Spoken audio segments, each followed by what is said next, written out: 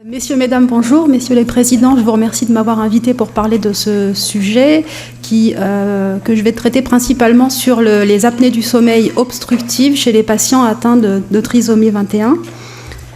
Je travaille chez l'adulte, bien entendu, donc je vais vous parler de l'adulte. Mais ce qu'il faut savoir, c'est que ces adultes ont d'abord été des enfants et que leur sommeil a souvent été une source de préoccupation. Aussi, quand on regarde dans la littérature, les premières publications sur le sommeil et les troubles du sommeil en général de l'enfant trisomique sont très anciennes, puisque les premières publications datent des années 60.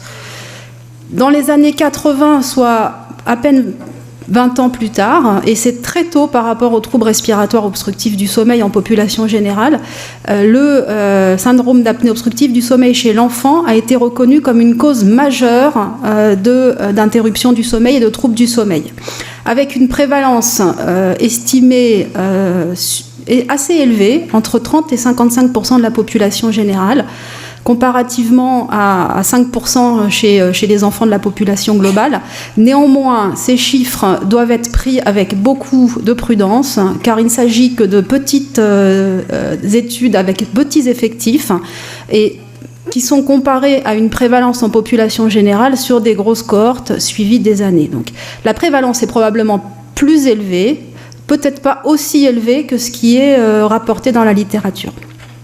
Néanmoins, chez les enfants référés à des pneumologues ou des centres de sommeil pour recherche d'apnée obstructive du sommeil, la prévalence de ce trouble est retrouvée en général dans plus de la moitié des cas. Ce qu'il faut savoir, c'est que c'est le trouble principal du sommeil respiratoire chez ces enfants. Néanmoins, il y a d'autres causes à reconnaître qu'il faut parfois savoir rechercher et qui peuvent être notamment liées aux pathologies cardiaques congénitales associées, à l'hypertension artérielle pulmonaire, mais également à d'autres pathologies du sommeil moins respiratoires. Alors, la conclusion qu'on peut faire chez l'enfant, c'est qu'on sait que le sommeil est quelque chose de fondamental dans la santé générale des enfants trisomiques et qu'il est important de s'intéresser à leur sommeil et de l'améliorer et de traiter très précocement les troubles respiratoires pour améliorer leur état de santé général et leur qualité de vie. Ensuite, ils grandissent, et chez l'adulte, qu'en est-il ? Alors, si on se réfère à la population générale, déjà je vais vous présenter les chiffres en population générale, puisqu'ils ne sont pas forcément connus. Je vous ai mis quelques chiffres concernant les principaux troubles du sommeil. En général, quand on parle de troubles du sommeil chez l'adulte, à peu près 99% des gens pensent à insomnie. Alors, insomnie, c'est effectivement ce qu'il y a de plus fréquent, 6% des hommes, 12% des femmes. Quand je parle d'insomnie chronique, pas juste d'avoir mal dormi pendant 3 jours, ça s'appelle pas de l'insomnie, c'est la vie normale. C'est assez fréquent, c'est à peu près 10% de la population, et c'est généralement des patients qu'on ne voit pas en laboratoire de sommeil, puisque c'est pas la peine d'enregistrer des gens qui ne dorment pas, on les voit en consultation. L'apnée obstructive du sommeil, donc l'association d'apnée pendant la nuit avec une certaine fréquence assez élevée, associée à des symptômes, donc il faut impérativement les deux, sur des cohortes assez importantes, ont permis de mettre en évidence une prévalence d'environ 4% chez l'homme et 2% chez la femme, ce qui est à peu près comparable à l'asthme par exemple. Pour information, d'autres pathologies que vous connaissez aussi, syndrome des jambes sans repos à peu près 2 fois moins fréquent, parasomnie type somnambulisme par exemple, même pas 1% de la population adulte, et ce qui est hypersomnie, narcolepsie, on tombe dans le cadre plutôt des maladies rares et qu'on voit en centre de référence. Donc vous voyez que les apnées obstructives du sommeil, c'est une pathologie qu'on voit en médecine générale, pathologie assez fréquente. Alors, quelles sont les données chez l'adulte qui souffre de trisomie 21 ? Il y en a très très peu en fait. Quand on fait une recherche PubMed, on tombe quasi exclusivement sur des études en pédiatrie. J'ai quand même réussi à sortir quelques données. Et donc là, je vous présente sur le graphe que vous voyez ici, une étude sur 16 patients qui ont bénéficié d'une polysomnographie en laboratoire de sommeil. Et je vous ai mis donc 2 traits rouges ici, avec représenté en ordonnée l'index d'apnée-hypopnée, c'est-à-dire la fréquence avec laquelle se produisent les événements respiratoires au cours de la nuit. On considère qu'un seuil de 5 commence à être pathologique, même si 5, c'est rien du tout. Donc vous voyez qu'à peu près tous les sujets, sauf un, étaient au-dessus de 5. Et on considère comme un seuil de 30, c'est-à-dire un événement respiratoire toutes les 2 minutes comme étant une pathologie sévère. Et vous voyez qu'il y a pratiquement 80% des sujets qui étaient enregistrés qui étaient au-dessus de ce seuil de 30, avec un seuil moyen de 37 par heure dans cette population. Alors là encore, c'est une étude de petite envergure et probablement il y a un biais de sélection parce que peut-être que les patients étaient référés déjà avec un diagnostic clinique. Néanmoins, ça interpelle quand même sur la fréquence des troubles dans la population concernée. Ce qu'on sait aussi, alors dans l'étude de Jensen qui a été publiée récemment, c'est que, alors c'est aux États-Unis, c'est pas en France, mais on peut peut-être transposer ça au premier médecin qui voit le patient, le médecin généraliste ou le médecin spécialiste qui suit le patient. Il semble que si l'obésité et les troubles de la thyroïde soient dépistés dans tous les cas à chaque consultation que fait le patient, il y a à peu près 1 fois sur 2 seulement où on cherche le syndrome d'apnée du sommeil. Alors l'auteur conclut que c'est pas assez. Moi je trouve que c'est déjà pas mal. C'est pas ce qu'on a en population générale en France. Donc si on a déjà 50%, ça veut dire que déjà les médecins sont pas mal sensibilisés au problème. Alors, pour revenir, qu'est-ce que c'est exactement l'apnée obstructive du sommeil? Donc c'est une obstruction, hein. Donc c'est absolument pas un arrêt de la respiration persiste.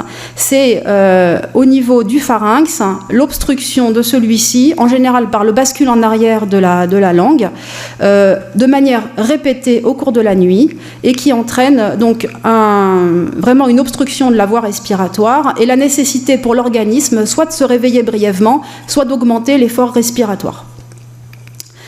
Le seuil pathologique chez l'adulte, donc je vous l'ai dit tout à l'heure, mais c'est 5 par heure. 5 par heure, ok, c'est le seuil qui est considéré comme pathologique.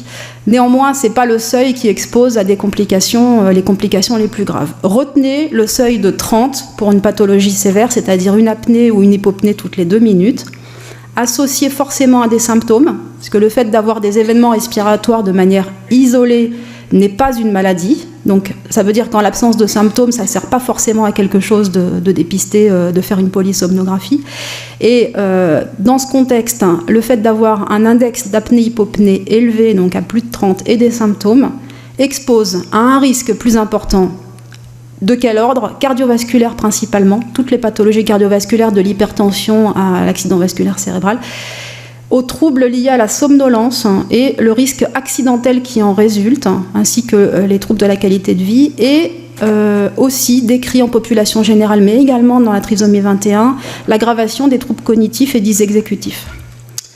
Le mécanisme, pourquoi faisons-nous des apnées au cours de la nuit? Donc je vous rassure, tout le monde en fait, hein. Tout le monde en a déjà fait dans sa vie, dans cette salle. Ça ne veut pas dire que nous sommes malades. C'est simplement que nous sommes construits avec un talon d'Achille au niveau du pharynx. C'est une zone de faiblesse de l'être humain. Le pharynx, l'oropharynx, est une zone qui est complètement molle, qui n'est pas encadrée de structure rigide et qui est suivie. Donc en haut, on a le nasopharynx qui est une structure rigide, en bas, le larynx qui est une structure rigide. Et donc entre les deux, une zone qui est collabable, molle, et qui était donc le meilleur compromis pour tout ce que nous avons à faire, c'est-à-dire respirer, parler, manger. Donc ce tube collabable qui est modélisé ici, lorsqu'on inspire, donc vers le bas, ça crée une dépression dans ce tube qui a donc tendance naturellement à se fermer. Pourquoi il ne se ferme pas pendant que nous sommes réveillés? C'est parce que nous avons des muscles respiratoires accessoires, et donc la langue, qui est un muscle respiratoire accessoire, à chaque inspiration se contracte et va vers l'avant et permet de maintenir ouvert cette filière. Ce qu'on sait, c'est que pendant le sommeil, c'est une période à risque pour la respiration naturelle, puisque nous sommes en décubitus dorsal ou latéral, mais en décubitus dorsal, c'est plus prononcé. Nous avons une hypotonie relative, ça c'est normal, hein, on déconnecte un certain nombre de fonctions, et nous avons aussi une diminution de l'activité des muscles respiratoires accessoires, même ceux qui sont au niveau des voies aériennes supérieures. Tout ça peut être aggravé aussi par la prise de médicaments comme les benzodiazépines par exemple. Donc certaines personnes sont plus sensibles à cet ensemble de facteurs de risque. Et pourquoi les patients trisomiques qui sont plus sensibles? Tout d'abord parce qu'ils ont a été décrit donc un certain nombre d'anomalies au niveau de la sphère ORL et de plusieurs ordres. Donc déjà plus d'hypotonie, plus de réduction du pharynx, du tonus du pharynx. La macroglossie relative, donc la langue qui prend plus de place dans le pharynx et qui est plus en arrière qu'en population générale, les hypoplasies du maxillaire qui permettent aussi de réduire la taille du pharynx et évidemment il faut penser à l'hypertrophie lymphoïde, notamment des amygdales, sachant que chez l'enfant cette intervention résout dans plus d'une fois sur deux les problèmes d'apnée du sommeil, peut-être pas chez l'adulte. Néanmoins, il faut quand même regarder systématiquement la gorge des adultes parce que des énormes amygdales, même si ça reste relativement rare, permettent, si c'est le cas, de guérir la pathologie. Alors ici, sur des IRM, juste pour vous montrer, c'est sur des patients endormis. Donc en population générale, vous voyez la filière pharyngée qui est parfaitement ouverte ici. Donc vous avez surtout la base de langue là. Chez un patient qui n'est pas en train de faire une apnée et qui a une trisomie 21, vous voyez que cette filière pharyngée est déjà beaucoup plus fermée, de manière naturelle. Et là, c'est pas fermé. Là, il respire à peu près normalement. Il ronfle peut-être, puisque c'est un petit peu plus rétréci, mais ce n'est pas une apnée. Par contre, vous voyez sur la droite ce même sujet qui est en train de faire une apnée obstructive, et là vous voyez que ça ne passe plus du tout. Vous avez la bascule de la langue en arrière et qui vient obstruer complètement la filière. Alors, autre facteur de risque, le poids. Donc ça, c'est un facteur qui est en population générale très fortement associé à l'apnée du sommeil. C'est peut-être le plus fortement associé à l'apnée du sommeil. Chez des patients qui sont sévères, qui ont un syndrome d'apnée du sévère, il y en a les 2/3 qui sont obèses. Chez les patients obèses, il y en a 1/3 qui sont apnéiques. Donc, vous voyez que c'est une forte corrélation.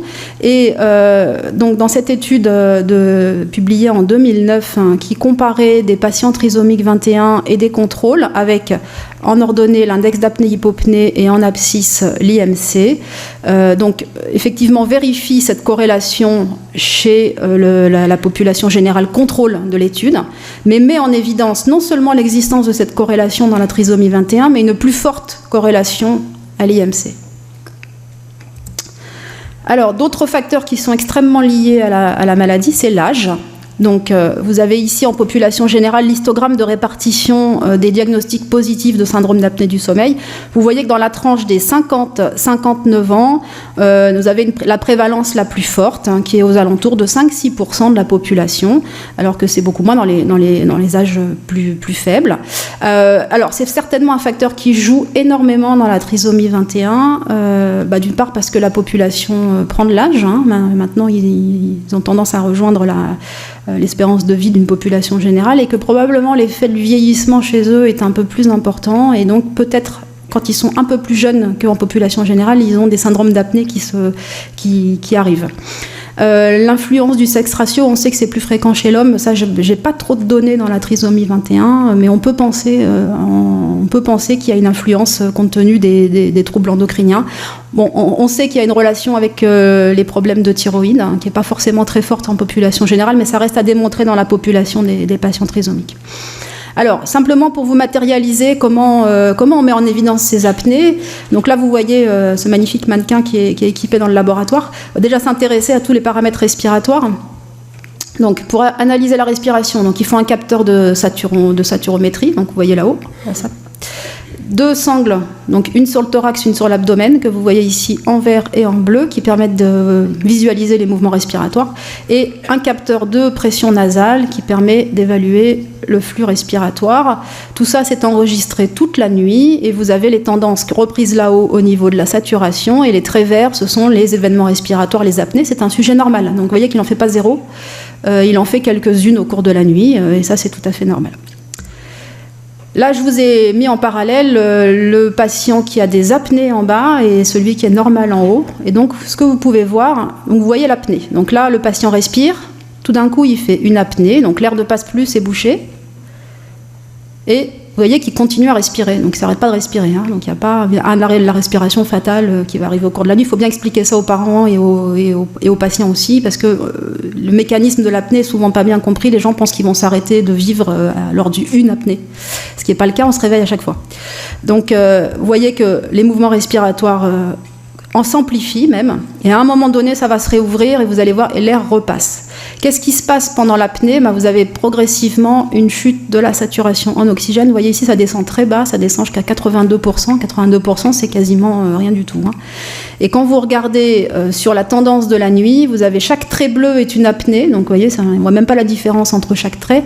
Et vous avez les désaturations au cours de la nuit avec un fort impact sur la saturation au global au cours de la nuit. Ces désaturations intermittentes sont directement responsables des risques cardiovasculaires, et ainsi que la profondeur de ces désaturations. Donc ça, c'est aussi à évaluer dans le diagnostic de sévérité de la maladie, c'est la profondeur et la fréquence des désaturations.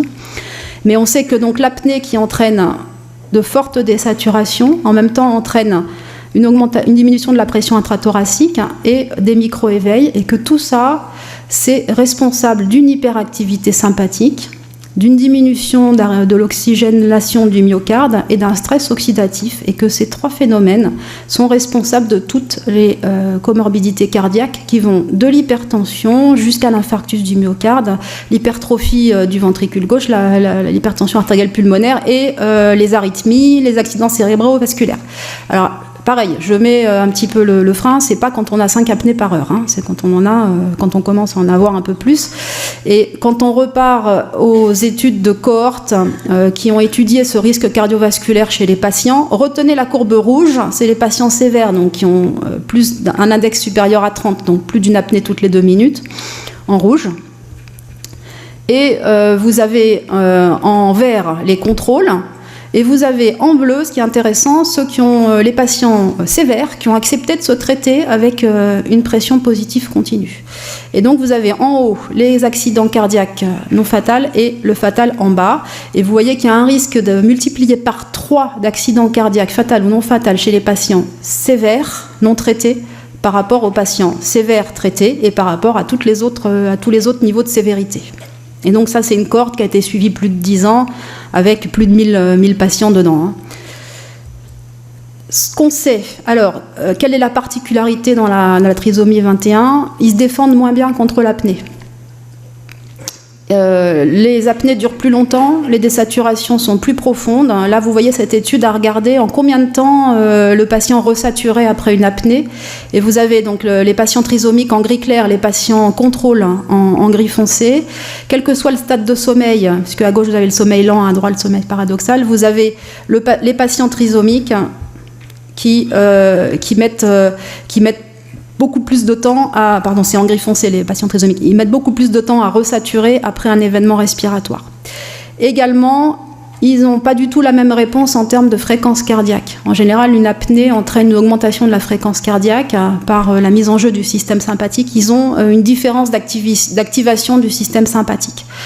Savoir si c'est plus protecteur ou moins protecteur, en tout cas, la durée de l'apnée et la profondeur de la désaturation sont des facteurs de risque surajoutés de pathologies cardiovasculaires chez ces patients. Alors, est-ce qu'il faut pour autant proposer des polysomnographies à tous les patients? Certainement pas, puisque vous avez vu que je vous ai dit tout à l'heure, syndrome, c'est apnée plus symptôme, et donc c'est en fait le symptôme qui va attirer l'attention sur le dépistage, et ces symptômes, ils sont toujours présents chez les patients.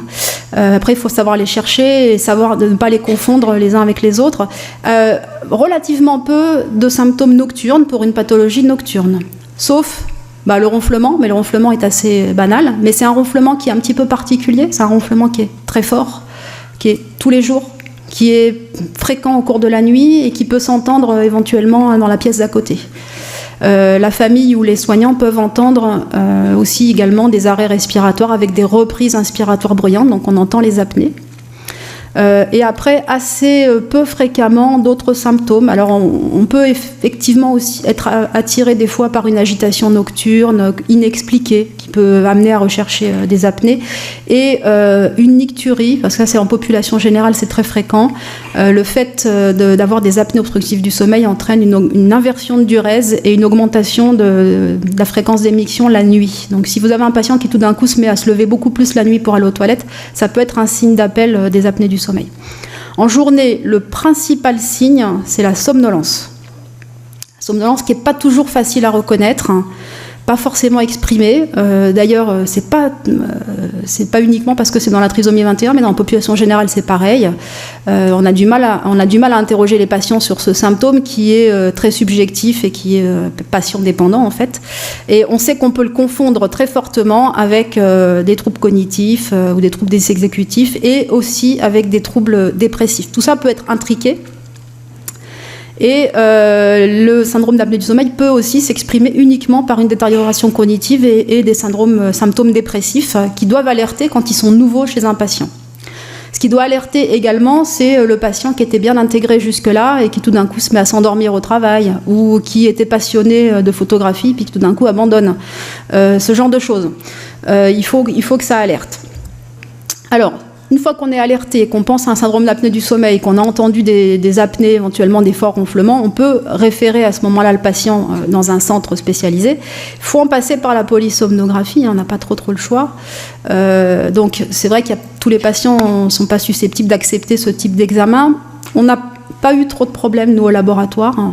Alors peut-être que effectivement les patients qui nous étaient adressés étaient plus susceptibles d'accepter l'examen. Mais en prenant du temps, ça marche bien. Donc, en fait, il faut, pour analyser le sommeil, plusieurs types de capteurs.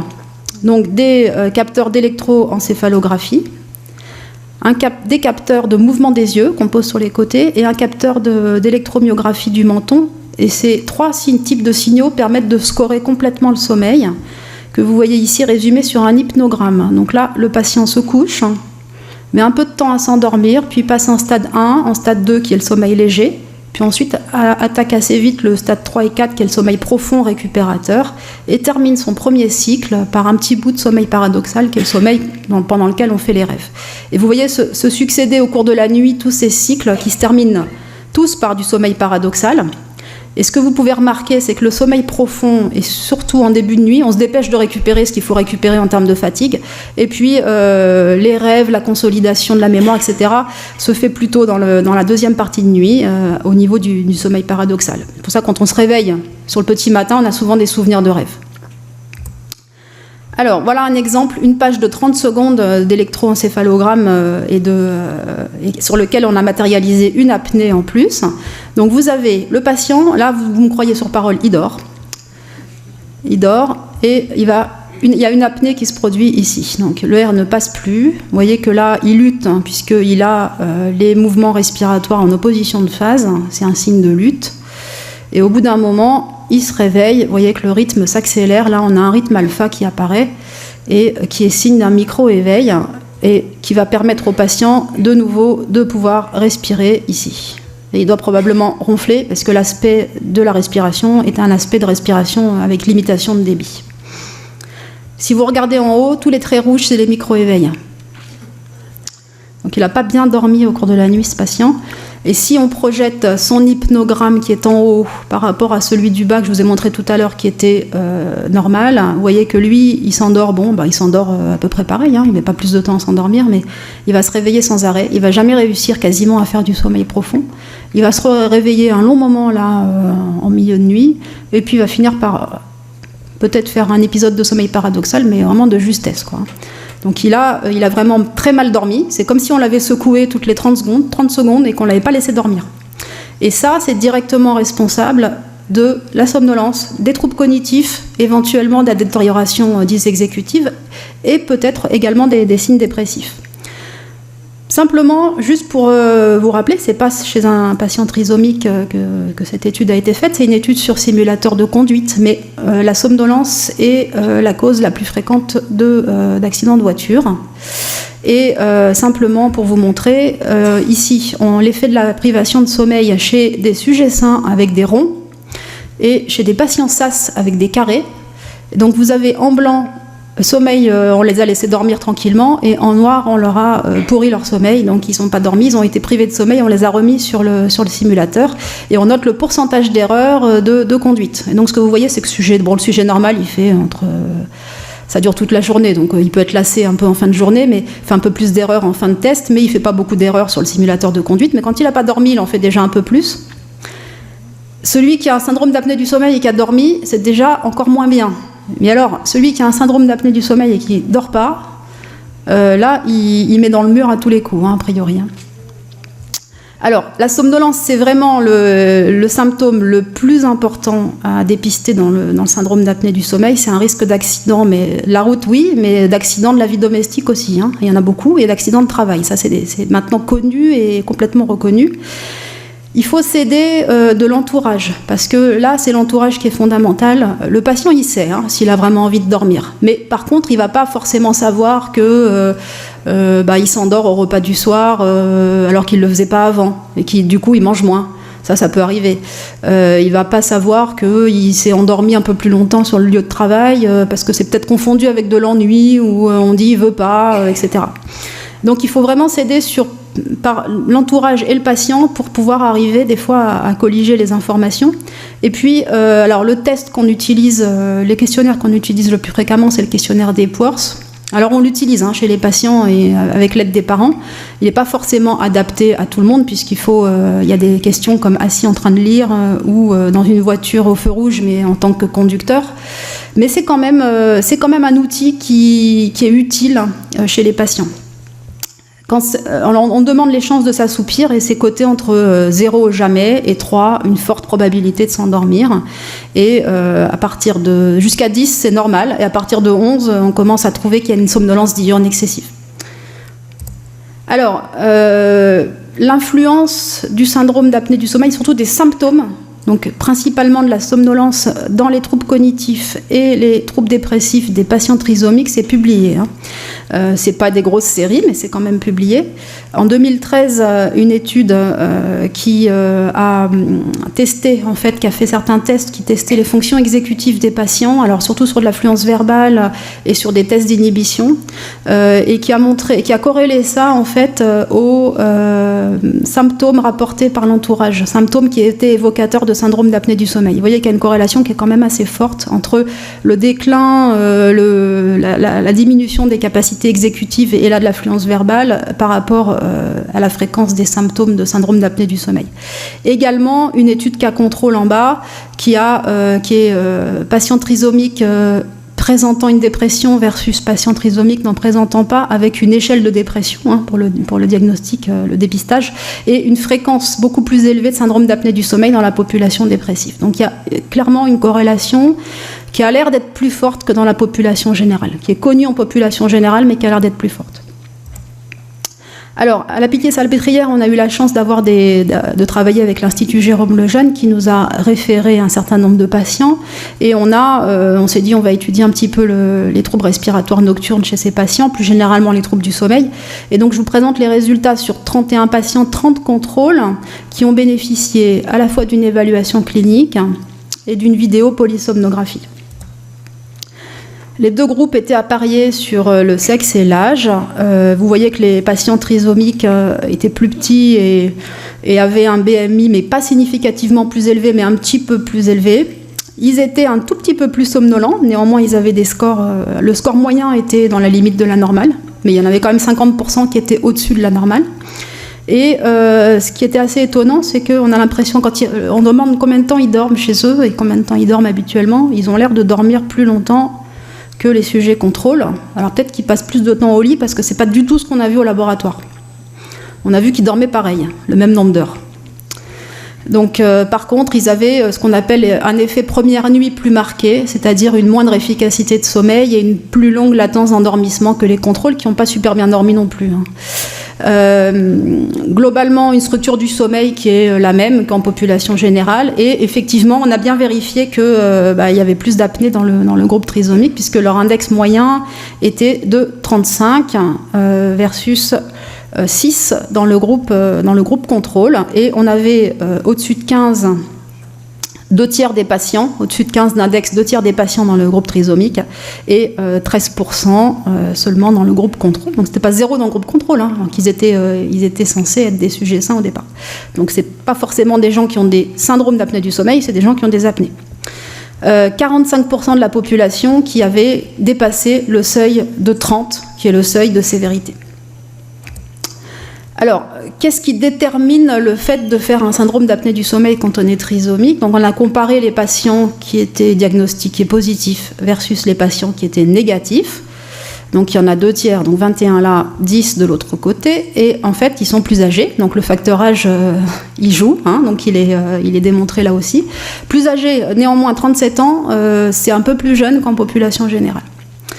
L'IMC est plus élevé, mais c'est pas significatif. Ils ne sont pas très obèses, les patients qu'on a eus. 26 en moyenne, on a très peu de gros obèses. Voilà, un petit peu plus que dans le groupe négatif. Et ils ont une circonférence du cou qui est plus élevée. Ça, c'est important. Donc, c'est des choses qu'on peut faire en consultation, parce que ça, c'est bien corrélé à l'index d'apnée-hypopnée en population générale, et ça semble être le cas aussi chez les patients trisomiques, avec à peu près les mêmes seuils, un seuil de 40-41. Vous voyez qu'en termes de pression artérielle, est-ce qu'ils ont déjà plus de comorbidités qui s'annoncent, mais ils ont une pression artérielle systolique qui est un tout petit peu plus élevée, même si elle reste normale. Est-ce que c'est l'effet de l'âge ou est-ce que c'est l'effet des apnées? On ne sait pas bien. Par contre, le score d'Epworth, qui est le score de somnolence, n'est pas du tout discriminant. Les patients qui ont un syndrome d'apnée du sommeil, ils disent qu'ils dorment mieux que les patients qui n'ont pas de syndrome d'apnée du sommeil. Alors ça, c'est pas étonnant du tout. Les gens qui ont des apnées du sommeil, ils disent « je dors bien, j'ai rien du tout ». Et c'est souvent leur conjoint qui insiste. Par contre, ce qui a l'air d'être très discriminant, c'est l'oreille de l'entourage. 75% des patients qui avaient un syndrome d'apnée du sommeil, leur entourage l'avait diagnostiqué. Alors l'entourage fait aussi des diagnostics par excès de l'autre côté, mais moins.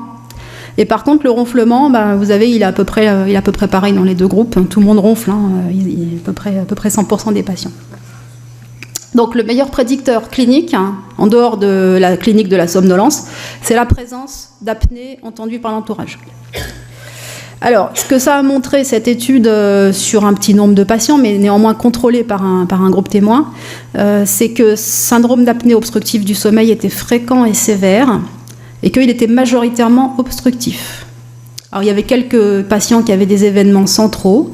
Donc, des événements centraux, c'est des événements où il n'y a pas d'obstruction de la voie aérienne supérieure, et c'est une anomalie de la commande neurologique. Ça se voit souvent chez les patients cardiaques.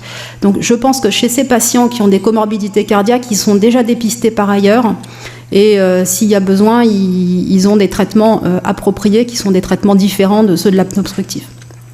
C'est plus sévère qu'en population générale, parce qu'il y a fréquemment plus d'impact sur la saturation nocturne au global. Donc il y a plus d'hypoventilation. Le meilleur prédicteur, donc, c'est la présence d'apnée. Et c'est vrai qu'on insiste sur le fait que la somnolence, il faut la chercher, et que c'est pas forcément évident de la chercher. Alors, bonne nouvelle, donc on a traité, puisqu'on les a diagnostiqués, ils se plaignaient de quelque chose, donc on a proposé un traitement. Il y avait 17 patients qui atteignaient les critères pour pouvoir avoir une ventilation nocturne. Il y en a 2 qui ont refusé d'emblée. Je ne sais pas si vous pensez que c'est beaucoup, mais c'est 10% en population générale qui refusent d'emblée. Donc on n'est pas tellement au-dessus.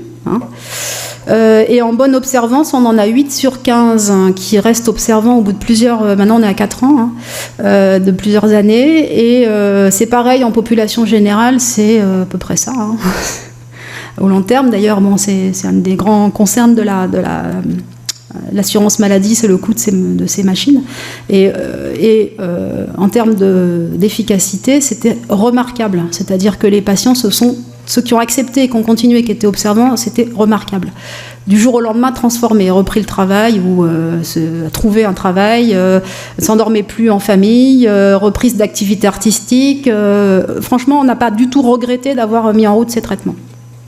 Et les patients savent très bien que ça leur fait du bien.